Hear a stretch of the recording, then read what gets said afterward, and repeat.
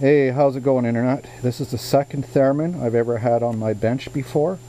Basically it came in, pitch was working, but volume wasn't. But as you can see, pitch works just fine. And let's see if I can do this. Now I have the volume antenna working.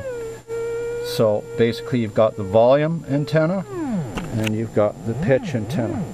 This is basically what I found wrong with it. The antenna wire was shorted, so that made the volume completely quit.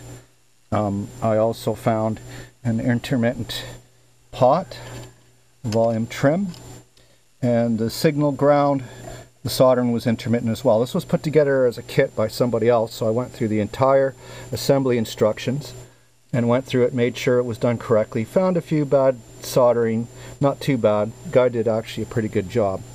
But basically it's functioning now. It's got pitch, turn up the volume, pitch, as well as volume antenna. There you go. Let's see if I can get this to do this for me. There's your volume, and of course your pitch. So there you go, a functioning Theremin. It's got all kinds of interesting options on it, which my buddy doesn't play with, but basically this Theremin is now 100%. So take care, Internet. Ciao.